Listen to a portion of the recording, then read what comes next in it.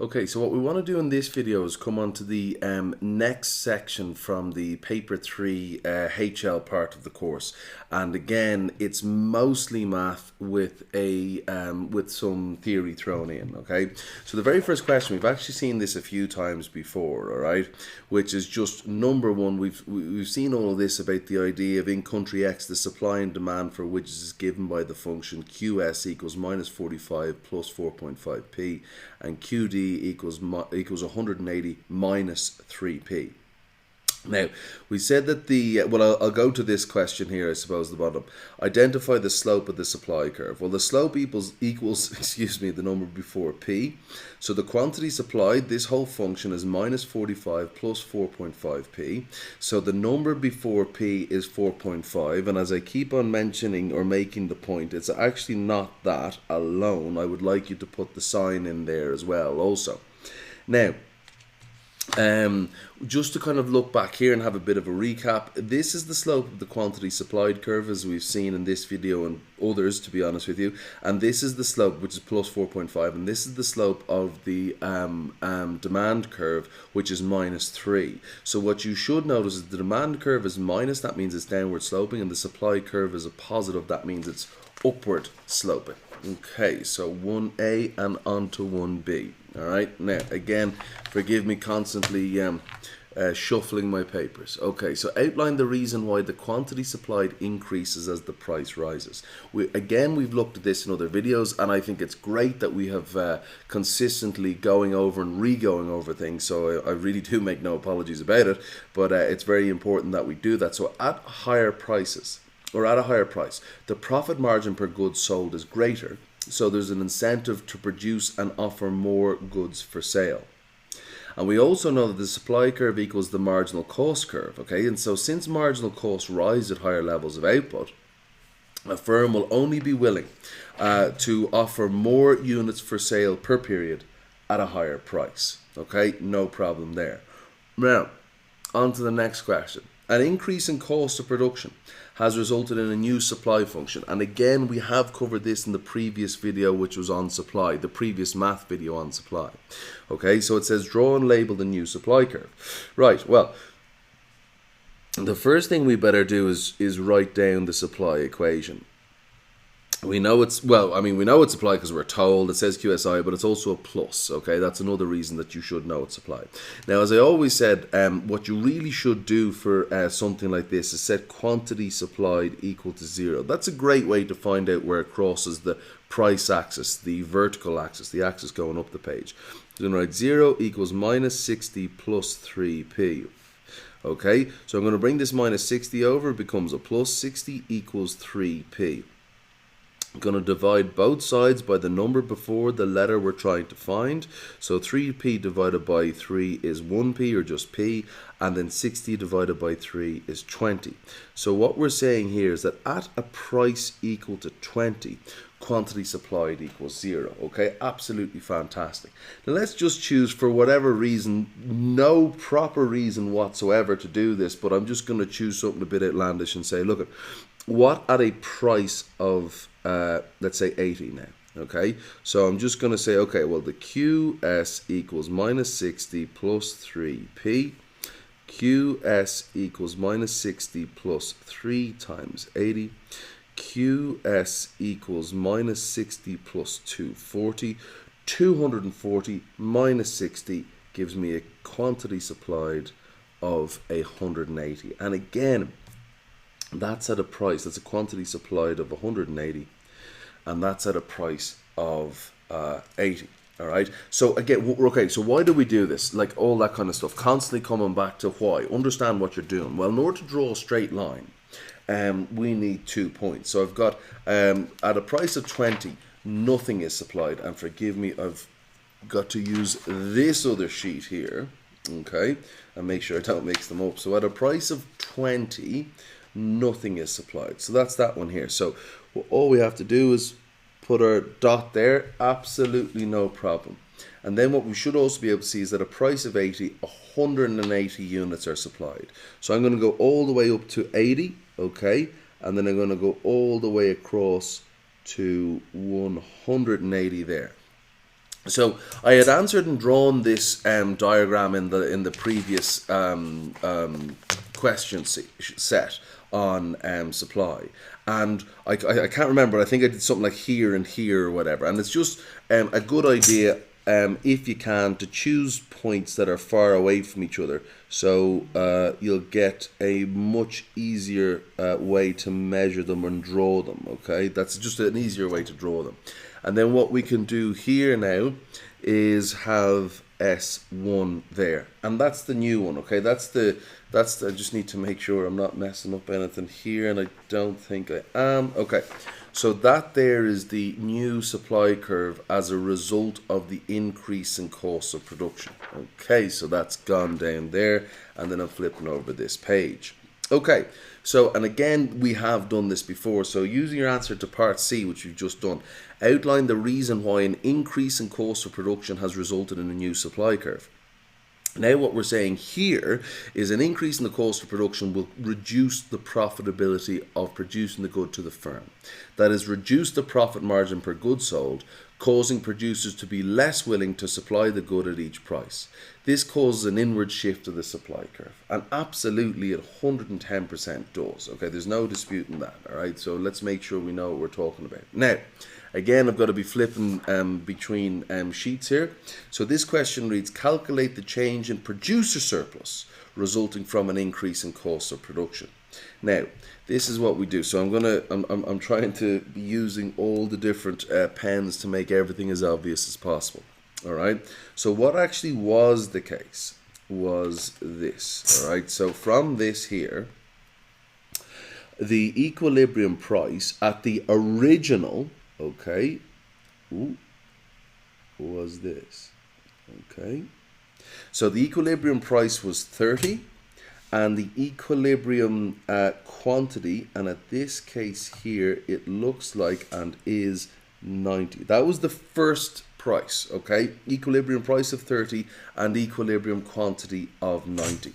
So we're asked to calculate the change in producer surplus, okay? Well, I'll come back to that. I'll keep it on this now for the moment, okay? So then the current price now has risen, and the current equilibrium quantity has fallen. All right, so this is the equilibrium quantity, which is 60, and this here is the equilibrium price following the new supply curve, okay, and that's 40. Okay, now, what is producer surplus? Well, producer surplus is simply the area above the supply curve, and I'm talking about the original one here. It's above the supply curve, but below the price. Okay, so the original price was 30. This is the original supply curve. So essentially, it's this whole area here. That is the producer surplus, all right? And so we need to find the area of that. Well, if you look at this looks like a triangle, right? And what's the formula for a triangle? Well, it's half the base times the height, okay? So if we look at this here and we say we consider this the base, well, it's half of this, and we consider the quantity the height times that. So it's half of 30 minus 10 times 90. Okay, so that's the first one. It says calculate the change. And surprisingly, I'm going to write it here because this is the first one. So I'm going to write this on the right, okay? So it's half, okay? I'm just again referring to every bit. 30 minus 10 is 20, but I'm still going to write down 30 minus 10 times the height. Now, if you want, I am going to put it into thousands, okay? So it's 90,000, okay? 90, 1, 2, 3. That's the height of this triangle, okay? Because if you say, right, if this is the base, then this is the height, all right? So that, when I calculate that sum out there, that whole sum there, that's going to be the original amount of producer surplus, okay? That's the first thing, all right? Now, the second thing here is, well, what's the new or current amount of producer surplus? Well, it's going to be essentially smaller, and it's still going to be half the base. So this is the new supply curve. It's the area above the supply curve but below the price. So it's this area here, above the supply curve but below the price. So what it's going to be is 40, a half 40 minus 20, and then the height of it, so that's the base, and then the height of it is going to be 60. So I'm going to write down here now is 1/2 40 minus 20 times 60, 1, 2, 3. And where did I get that? Right, I got all of those numbers because this is the base and this is the height. The height here is 60,000 units. Okay, so just trying to remember and work out everything. Right, now, get my trusty calculator out around here. Okay, well, we'll tidy it up a little bit first. So what I'm going to do is I'm going to write down half, 40 minus 20 is 20, okay, times 60,000, okay, and then I'm going to write down half by 20 is 10, times 60, 1, 2, 3, which is 600,000, and this is obviously going to be in dollars. Okay, now we don't need to be doing that straight away. I'm just saying that we do need to be aware that that needs to be done. Okay, you need to equate these things in terms of currency. Now again, on the other side, we're trying to find the change. Okay, so it's a half. This is the new producer surplus. This is the old one. 30 minus 10 is 20 times 90,000. Forgive me if I'm going slow. I'm sure some of you guys, half by 20 is 10, are doing HL math, but I just don't want any mistakes or misunderstandings. And 10 times 90 is 900. 1, 2, 3, and that's dollars. Now, how do we calculate the change? Well, essentially, it's the new producer surplus minus the old one.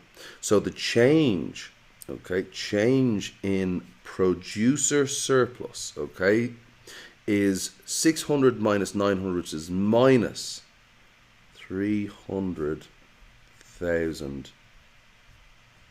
dollars. Okay, and that's the answer that we have there. So it's minus $300,000. So just kind of be 100% sure, this is the difference between this triangle here, okay, and then this triangle here. All right, that's what it is. Okay, I hope that makes sense. I really, really do. Okay, and are we done with that one? We're done with that one. Okay, excellent. Now we're on to the next question. Okay, and we're here.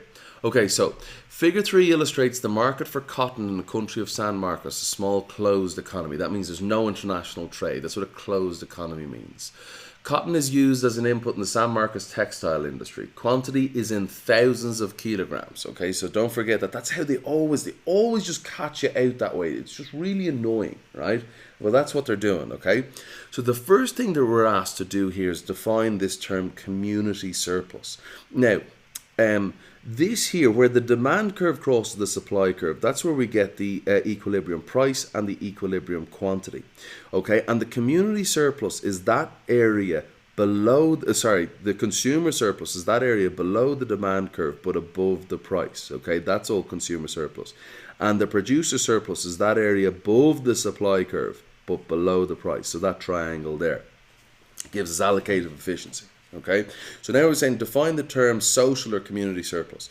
All this is the sum of consumer surplus received by buyers and producer surplus received by sellers as a result of operating in a market. It is the benefit, the total benefit that people get from operating in a market. Just very quickly, all right, this person here, the person that bought, let's say, the 10th unit was willing to pay 18, but he only had to pay the market price, which is 10. So that's a consumer surplus on that unit of 8.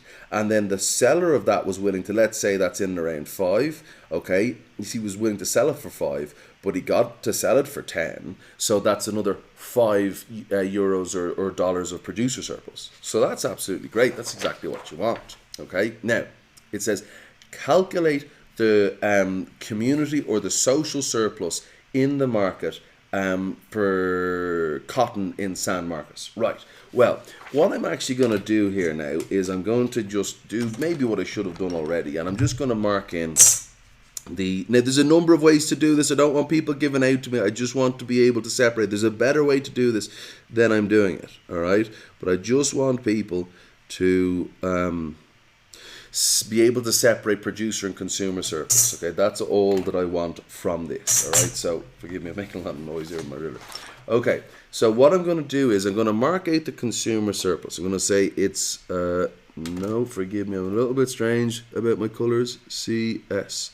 Okay, so this here is the consumer surplus, and then PS, and this here is the producer surplus, okay? And now we can add those together. So what I may do, just to show you how to calculate each of them, I'll probably just calculate consumer and producer surplus separately. Okay, now, so let's work out consumer surplus first, okay? So it's half the base, right, which is 20 minus 10, that's the base, times the height. And actually, I'll put this in now as well, okay?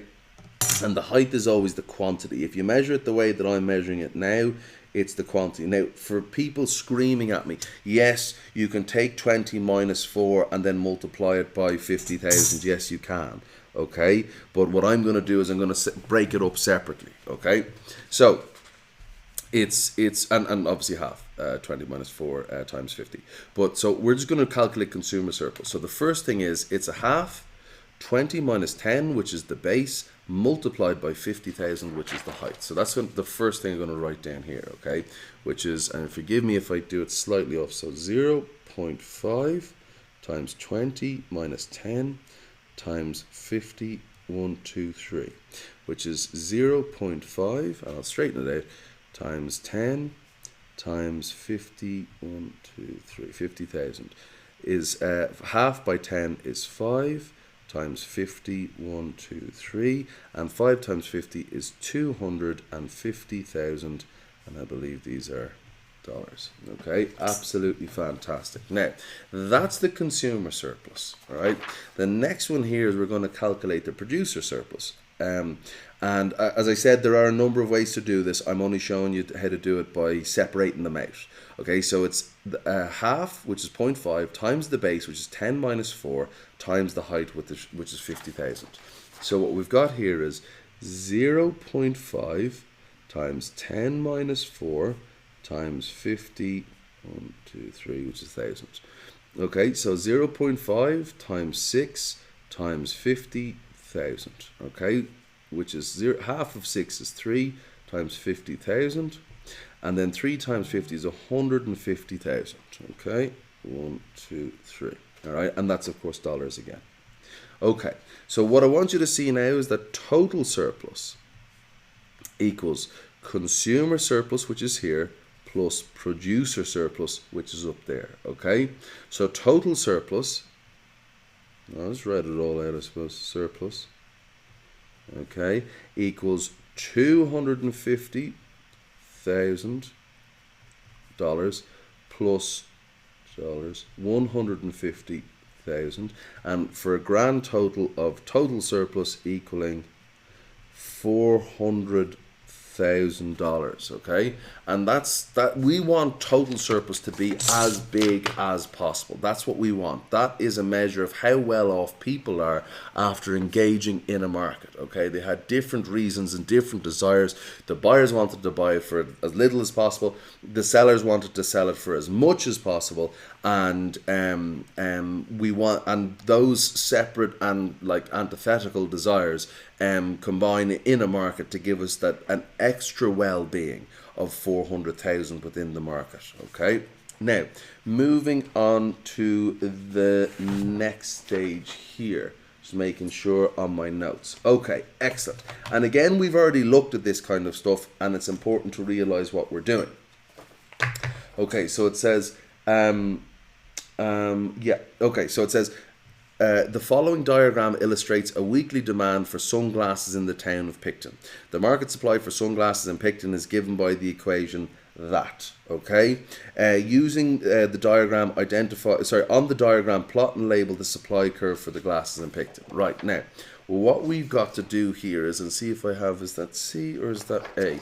So what we've got to do here now is to be able to write in, all of the 2 points that are on the supply curve, and then connect those 2 points. Now, we have done this in the previous question, but I just think it's good to be able to do it now. Okay, so what I'm going to do is I'm going to mark this 3A here, 3A, and then what I'm going to do is I'm going to write, oh, excuse me, you can't see that, I do apologize. And what I'm going to do is I'm going to move this camera so you can see, and I'm going to write the answers down here, okay? Very good. All right, so what we've got now is the the quantity supplied equals, so quantity supplied equals minus 450 plus 100p. And where am I getting that? I'm just getting that from the question up there, okay? Now, the next thing is we need 2 points on this function, on this line, in order to draw them. Well, as always, set the quantity supplied equal to 0. So instead of QS here, I'm just going to write down 0 as I have done here, equals minus 450 plus 100p. Okay, bring this over, I get 450 equals 100p. Okay, then I shouldn't have done that, but anyway, it doesn't matter. So divide both sides by 100, and I get 4.5 equals p. Now the thing here is, and then that would also be true at q equals 0. But I said, to be able to see this a bit better up the top, I said try not to do that, because here's 4, here's 5, we'd be doing something like that there. Now technically there isn't anything wrong with that. It's just always try to have dots that are where 2 lines join in the on your graph paper. Okay, so again, I'm going to do something slightly different, and I'm going to choose a price equals to 5. Okay, so what I'll do now is I'll just create a little barrier here so we don't get confused. Okay, and I'm going to write down again QS, and by the way, there really wouldn't be anything wrong with putting in the 4.5, it's just I prefer not to. Minus 450 plus 100p. Okay, so now what I'm going to do is choose a price of 5. So I'm going to write down QS equals minus 450 plus 100, I'm going to put 5 here. QS equals minus 450 plus 500. That's a price of 5 there because I'm substituting the 5 in for P. QS equals 50. So what we've got now is at a price equal to 5, QS equals 50. So again, we come back up again, forgive me and my shuffling of papers. I've got a price of 5 and 50. So here's the price of 5 and there is 50. Okay, then again just create a little barrier down the bottom here so you can see, so I'm not trying not to confuse you. Okay, and then I go back to shuffling my papers, and now we're back again. Okay, so the next thing that I'm going to do now is I'm going to choose a price of 12, and again, why? Because I can do a bit of a mental arithmetic and then kind of see, you know, so I get a price that's higher up on the graph paper, so, and then also it'll be further out here, so I get a bit of a distance between the two dots, so it'll make it easy to join to draw a line. Okay, so now I'm going to say, so again, QS equals minus 450 plus 100p. Okay, QS equals minus 450 plus 100 times 12. Okay, and that's a price of 12. All right, so I'm going to write down QS equals minus 450 plus 1200. Okay, and then 1200 minus 450, I get QS equals 750. Okay, so I've got at a price equal to 12, the quantity supplied equals 750. And these were, or well, one of them at least was a different number than I used in the last video for the exact same question. And the only reason I'm doing stuff like this is to show you that sometimes there's a little element of playing around with it. So it's 12 out to 750, which is not there, but is here. Okay, then put down your trusty ruler, and I keep on giving out to myself about not having my pencil as sharp as it should be, but you know, such is life.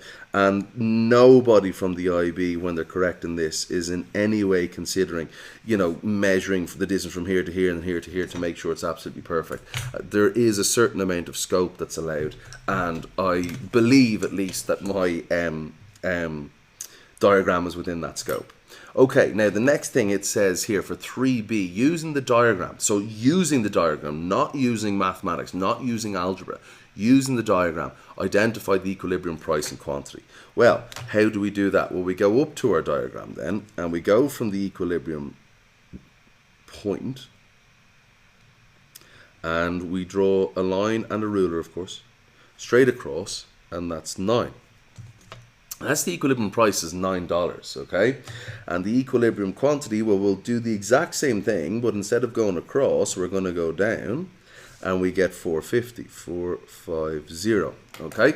And that's the equilibrium quantity. So simply to answer that question, all I have to really do is just write that in the box. So I'm going to write down the equilibrium price, or PEQ, equals $9, and then the equilibrium quantity, or QEQ, equals 450 units of sunglasses. Why not? Okay, right, absolutely fantastic. Now realize that, so that was 3A and 3B done. Now we're going to go to 3C, and again I'm flipping between pages. Okay, so just come up here.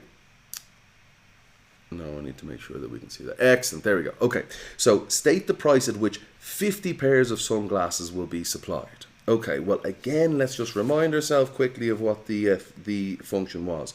Okay, QS equals minus 450 plus 5p. Now, just to be clear, we have already worked this out. Okay, but we worked it out a different way, so I'm going to go through it. It's going to be 5. The answer is going to be 5, right? But what I'm going to do is get this sheet of paper here, and write down QS equals minus 450 plus 100p. And what we're saying is, what's the price? Price is what when QS equals 50. Okay, so what we need to do then is, instead of QS, we need to put 50 in here. So it's 50 is the quantity supplied, and now we're working out the price. Okay, plus 100p. So what we do is we get all the numbers to one side, so we bring the 400 over, and that's going to change 450, excuse me, over, and that's going to change its sign, and we keep all the letters to one side. So 50 plus 450 is 500, okay, equals 100p. All right, now the next thing then is divide both sides by the number before the letter we're trying to find. So we're left with P equals, and 500 divided by 100 is simply 5, and then dollars. So answer equals $5. But of course we need to write this in the proper area. So the answer here, state the price at which 50 pairs of sunglasses is supplied. P equals $5. And that is the all the working would of course be in this is generated by a test generator. All the workings, you have plenty of workings for your exam, so don't be worrying about that. Now the next thing, okay, I've just got my cheat sheet out here. Very good. Okay, so the next thing, it says the government decides to grant a subsidy of $3 per pair of sunglasses. On the diagram, plot and label an appropriate curve to show the effect of the subsidy. Now, what a subsidy is a payment made by the government to the firm in order to reduce the cost of production, in order to reduce the cost of producing a good or service, with a view of lowering the price to consumer and increasing the quantity of output.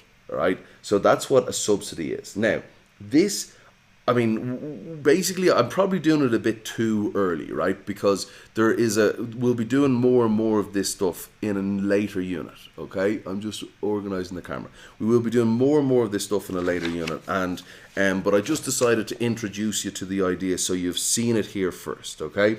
Now we have QS. So first thing is QS equals minus 450. I'm sure you're sick of this now at this stage, plus 100p. Okay. Now, QS plus sub. What I want you to see is this. A subsidy, the price is the payment to the supplier. Okay, the price is the payment received by the firm for selling and producing goods and services. Now, if the government is going to give them $3 for extra on top of the price that they sell the good for every good that they sell, which is what was told in the question, it's not 100 times P, it's 100 times P, which is the price they get in the market, plus 3. Okay, that's what it is. All right, so now the function has actually changed, and excuse me, what you'll find is there'll be an outward shift. Okay, so it's 100p plus 300, which equals minus 450 plus 300 plus 100p, which equals minus 150 plus 100p. Now the question is, has the slope changed? Absolutely not. The slope is the number before p. It's still 100. It was 100. No problem. Okay. But has the intercept changed, where it crosses the price axis? And you better believe it. It was at minus 450. Now it's at 150. That means it's shifted outwards. It's, you know, like it's down, out and down, whatever you want to look at it. That's what it shifted. Okay. Now, with that in mind, okay, because it says the government, so on the diagram, just going back to the question, plot and label the appropriate curve to show the effect of the subsidy. So all we have now, we don't have the answer, all we have now is a curve, or all we have now is the function. So we need, again, 2 points that are on this curve, okay? Well, what I'm going to do is I'm just going to set p equal to 5. Okay, and instead here I'm going to write QS plus SUB plus the subsidy equals minus 150 plus 100 times 5, which equals minus 150 plus 500, which equals, what's that, 350, silly me, okay, 350. So now at a price of 5, okay, the quantity supplied is 350. All right, so there's one. Then the next one I'm going to set price equal to 10. All right, so I'm going to QS plus sub. I'm just finding the second dot that I need to draw a straight line. So minus 150 plus 100 times 10 equals minus 150 plus 1000 equals 850 units. So what we're saying is at a price of $10, okay, quantity supplied equals 850. And that's what we're, so now we have our two dots here, okay, we've got our 2 points on which to draw the line. Okay, so we're going to put that on this diagram here. That's what we're going to be drawing them onto this diagram here. Okay, so that's where we're putting them. So again, I have to remind myself because I'm getting old and I forget. Price of 5, quantity supplied 350. Okay, so at a price of 5, which is here, it was 50. Now it's out to 350. Okay, so it was 50, now it's out to 350. Realize that was minus 450. Now, because of the subsidy, it's minus 150. That's an increase of 300. Well, what has happened to the supply curve at this price? Well, there has been an increase in 300. It's gone from 50 to 350. Interesting, right? The next one is at a price of 10, the quantity supplied is 8. Okay, so again, ruffling my papers. At a price, so you can see, make sure you guys can see. Amazing. At a price of 10, the quantity supplied, which is here, is 850, which, my gosh, is out here. Okay, I think that's right. Yeah, 850 and a price of 10. Amazing. Now let's have a look at this and let's see what we can say. So we've already said that the slope hadn't changed because the number before the P was still 100. Okay. Well, even from my less than mathematically perfect diagram, I think we can see the slopes are the same. And what has been the increase? Well, there has been an increase of 300 per unit, okay? And to be honest with you, that's what it is. This should be, everything should be down by $3 here. And why should there be a distance of $3 between the old supply curve and the new supply curve? And the reason is because the $3 subsidy. That's the reason, okay? And if we measure it here, this is at making sure you can see, this is at 450, this is at 150. Yeah, there's $3, absolutely. Okay, so at all stages there should be a $3 difference because that's the size of the subsidy. All right, so just again throwing things in that you don't necessarily need to know per se as of yet, but it's no harm to know something early. Okay, now messing around with this camera here, still haven't got the use of it. Okay, the next one it says here is now the government decides to grant a subsidy of $3 per pair of sunglasses. Fine, we know that, we've already drawn it out. Calculate the excess demand or supply at the original price. Well, what was the original price? And the original price was $9. So now what we have to do is we have to go to our diagram, and what I'm going to do now is I'm going to I'll take a red pen. Okay. No, actually, I'll stick with the black here. Okay. and saying, okay, so this was the amount that is demanded still at the old price. Okay, there's no disputing that. Demand hasn't changed, supply has. All right, so now what we've got to do is we've got to go out from 9, the original price, excuse me, always be neater, do what I say, not what I do, okay, be neater than me, okay, and then we go from there down to here. Okay, now, so 450 is the quantity demanded, 750 is the quantity supplied, so let's see if we can work that out. Well, there's obviously not a lot of working out, but anyway, we'll do it here anyway, okay, so quantity supplied equals 750, okay, forgive me, I'm forgetting the reason that I'm doing this, okay, so you guys can see, quantity demanded equals 450, okay, 750 minus 450 equals 300, and that's a surplus or excess supply.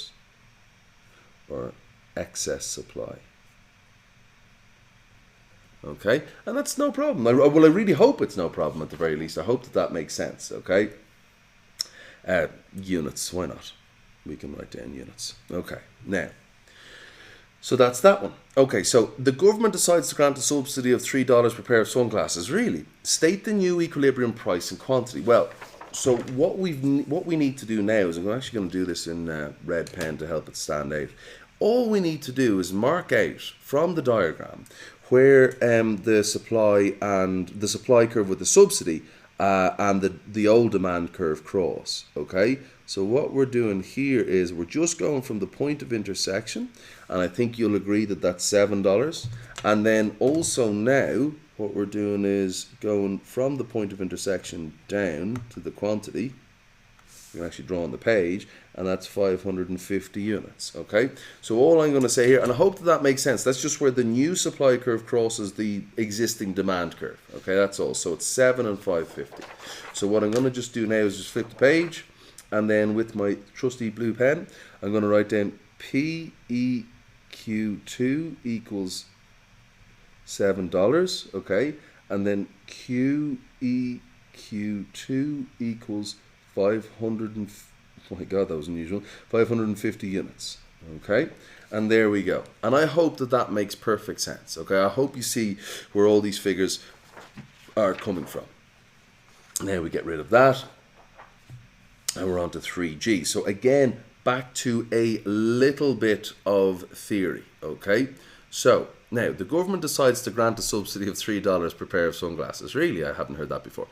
With reference to the diagram, analyze how the subsidy results in a new market equilibrium, and therefore a reallocation of resources used for the supply of sunglasses. Now, I just want to make sure that I'm on the absolute perfect one, and I think I am, and I am. Yes, okay. Now, the first thing that I want to say here is that, look, if you pay somebody more to do something, which is what a subsidy is, you get more of that. Whatever that action is, you get more of it. If you pay somebody more, if you subsidize crime, you're going to get more of it, okay? So the idea that if you get more of something, if we're producing more wheat, let's say, if the government, in America, they do actually subsidize wheat, and they do also subsidize beef. Okay, so they're going to get a lot more of it. And how do you get more of it? Well, you devote more of society's scarce resources, which have alternative uses, to the production of this. So any time that a subsidy exists, what you have to understand is that more of society's scarce resources will be used to produce that good that is being subsidized. Okay, so please, please, please try and remember that. Now, I will not shut up because this video is entirely based around me, not in that way, but anyway.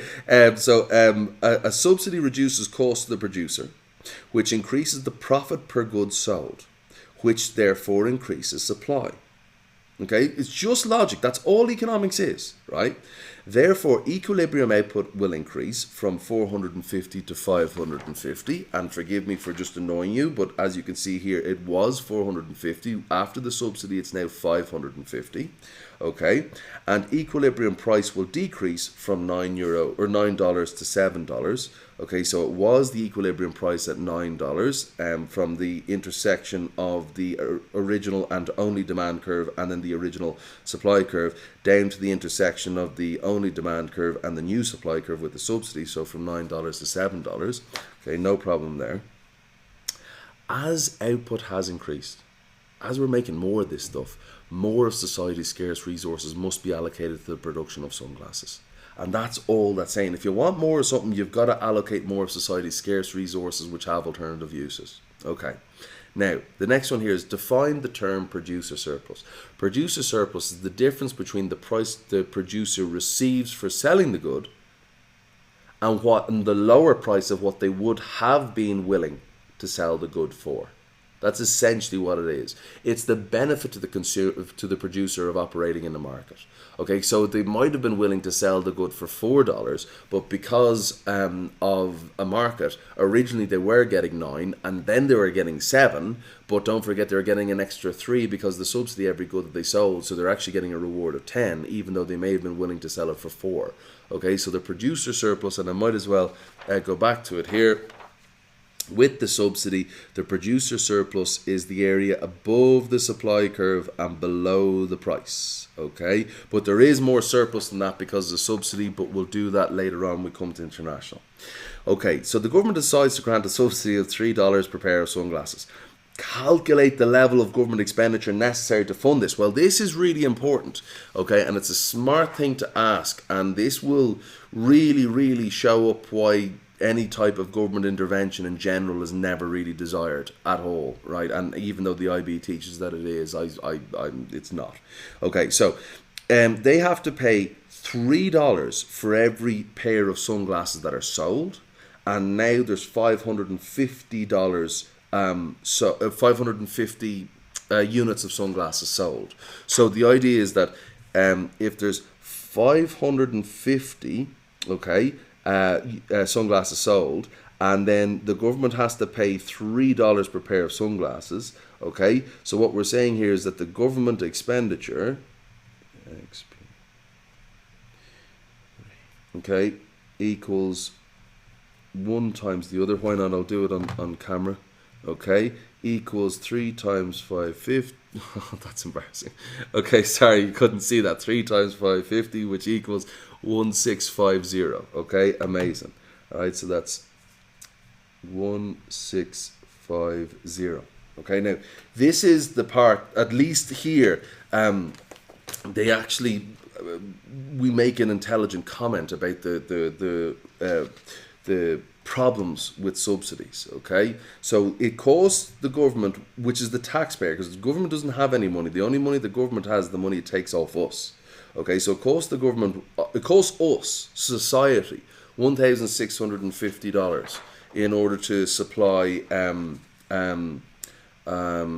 these, to allow for these subsidies to exist. Okay, so please remember that. Okay, there is always a cost to society. There's a cost to absolutely everything that you do. Okay, now the first thing it says here is, it says calculate the change in consumer surplus resulting from the subsidy. So we're consistently going back here. Okay, we're consistently going back.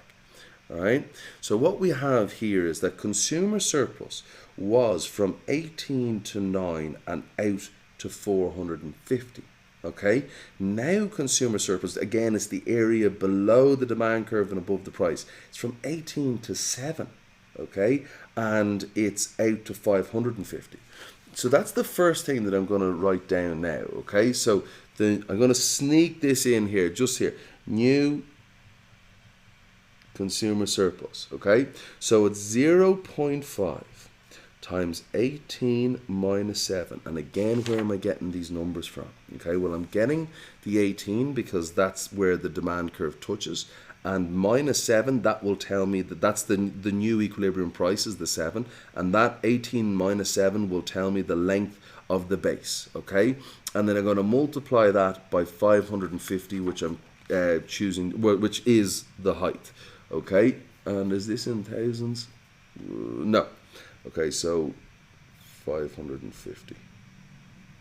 Okay, so what we've got is it's 0.5 times 18 minus 7 is 11 times 550, okay, which is 5.5 times 550, okay, and then I get out the trusty calculator here, and I go where you can see it, 5.5 multiplied by 550, and that equals 3025. Okay, so that's 3025.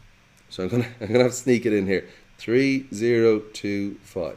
Now that's the new consumer surplus, which is obviously bigger, okay, which is obviously bigger because it's been subsidized, so there's been no change in demand and the price has fallen and the quantity has increased, okay. Now we're going to go old consumer surplus, okay, and let's see if we can work this out here. Well, the old consumer surplus was 18 minus 9, so that's the base, so it's half of that multiplied by 450. Okay, that's the old consumer surplus. Just seeing how we're doing on time, using up a bit, but okay. So it's 0.5 times, and again, I'll just show you where I'm getting these figures from. Okay, these numbers from. 18 minus 9. All right, that's the first thing. So I'm going to write down 18 minus 9 multiplied by the quantity. What's the quantity? Old quantity was 450. Okay, so now I put 450 here.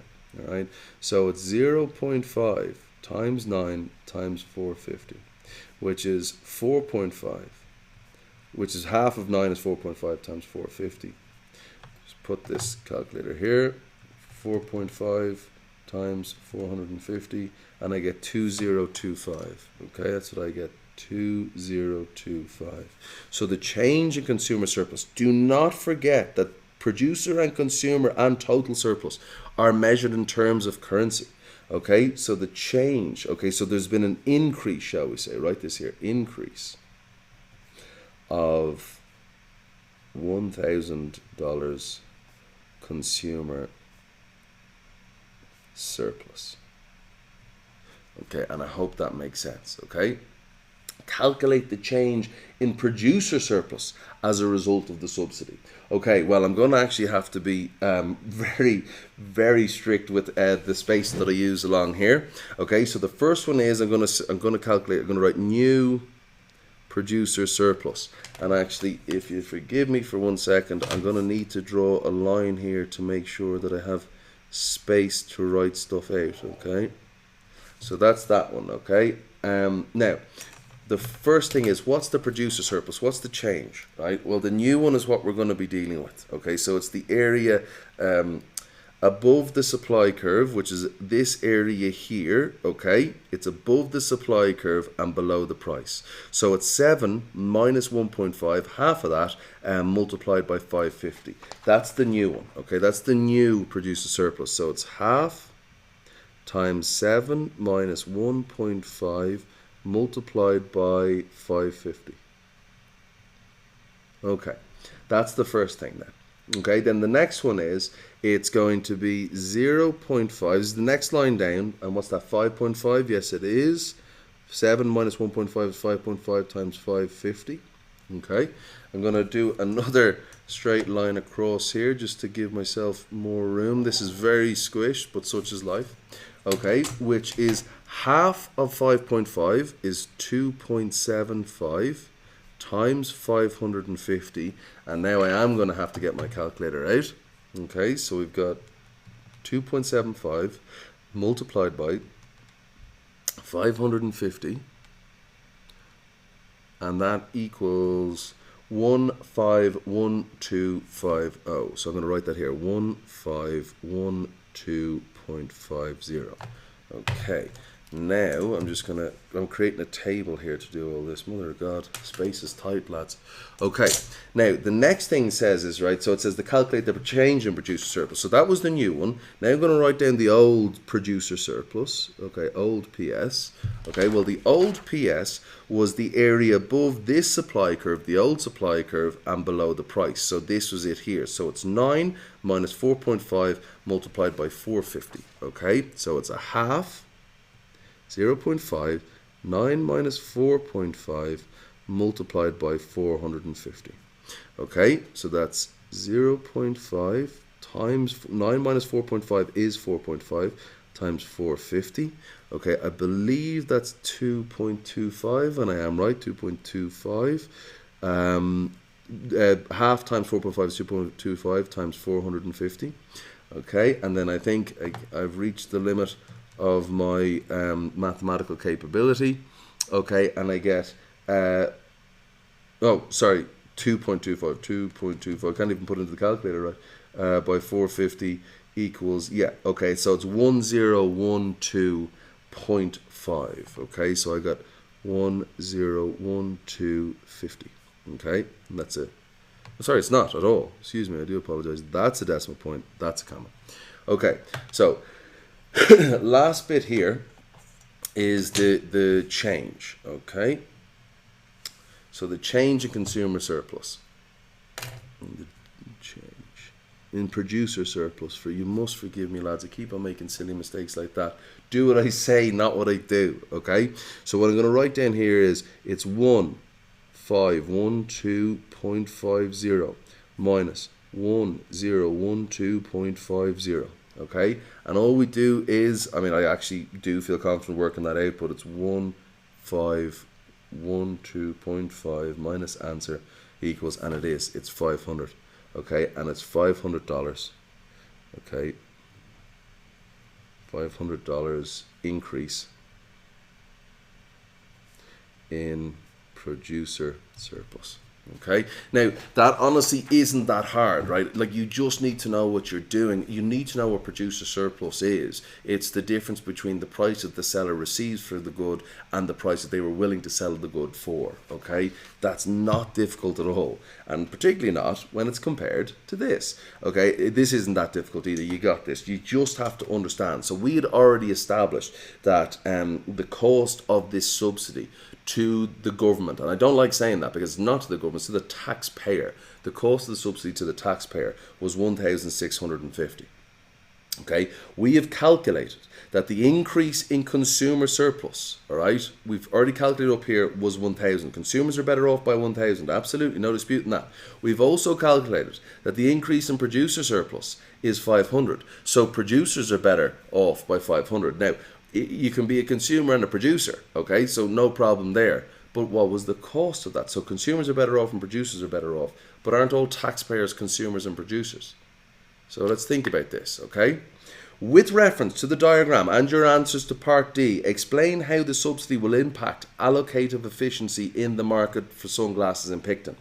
Before we're going to talk about the impact, which I've already kind of given the game away, we have to talk about what allocative efficiency is. Now, we've obviously covered this in class. I just want to give a quick recap over what it is. All right. Now, when we come to externalities and stuff like that, okay, what you'll find out, there's a way to say that the supply curve is the same as the marginal private cost, and absolutely it is. You know, we've already talked about that in supply, okay, but it's also the marginal social cost if there's no externalities, like no pollution or no third-party benefits of production, okay.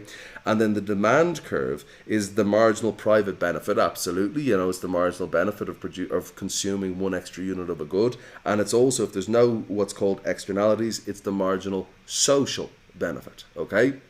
So what's allocative efficiency? Well, the first thing is that's total surplus, societal surplus, community surplus is maximized. So this is what this is here. At any other quantity other than QEQ, which was at 450, okay, that was the free market, 450, total surplus is maximized. Okay, absolutely true. The combination of consumer and producer surplus, that's as big as it could possibly be given our incomes and production capabilities that currently exist at the moment. Of course, that could change if the new technology causing the supply curve to shift out, blah, blah, blah, but still. Okay, then we're also saying that there's the maximization of net social benefit. So here, at this quantity here, the marginal social benefit, which this demand curve represents because there's no externalities in this market, the marginal social benefit is greater than the marginal social cost, which the supply curve represents as there's no externalities in this market. Okay, so because the marginal social benefit is greater than the marginal social cost, society would be better off consuming this good. So that will continue up until the equilibrium quantity. Here, the marginal social cost of society would be higher than the marginal social benefit, and society would be better off not consuming this good and just going to there. And finally, where resources perfectly follow consumer demand, and again, that's demand equals supply, okay? So maximization of societal surplus, maximization of net social benefit, and the best allocation of society's scarce resources which have alternative uses. Those three things essentially what allocative efficiency is, okay? Now, what this question is asking is, how is allocative efficiency affected in the market for sunglasses in Picton following the subsidy? Okay, initially the market is in a position of allocative efficiency, and it absolutely is. Okay, it is in a position of allocative efficiency. All right, it was here. All right, the supply curve is the marginal social cost, the marginal private cost was equal to the marginal social benefit, the marginal private benefit, the demand curve, and community surplus was being maximized, net social benefit was being maximized, and society's scarce resources which have alternative uses were being properly allocated. Okay, so initially the market for sunglasses in Picton is in a position of allocative efficiency. However, the subsidy will cause changes in the welfare of stakeholders. This is true. Although consumer surplus will increase by 1,000, absolutely, and producer surplus will increase by 500, that's a combined amount of 1,500, amazing, that's what we want. The government expenditure of 1,650 exceeds the gains. We're worse off because of this. And so total welfare will decrease. I mean, this is what you have to think. You don't think it, as Frederick Bastiat said, there's the seen and the unseen. I mean, this is important. All you would see is jobs being created and the government saying how great we are. They're not realizing all the jobs they're destroying by taxing other areas of the economy, and also the jobs that would have been created in those other areas of the economy had the government not taxed. They'd be more. Okay, so thus a subsidy will move the market away from a position of allocative efficiency. Absolutely, it flipping well will. There is a net welfare loss because the subsidy causes additional units from 450 to 550. Okay, what do we mean by additional units? Okay, that was the equilibrium quantity that was produced and consumed. Now this is the equilibrium quantity that was produced and consumed. Additional units to be produced which are valued by society less than the cost of producing them. Okay, essentially what we're saying is they're producing along here. I realize you can't see that now. They're producing along this quantity here at about 550. And that's the benefit that society receives from their existence, and that's the cost. Okay? We are actually worse off as a result of that subsidy from a societal point of view. Okay? I really, really hope that makes as much sense as possible. I really hope you understand that idea.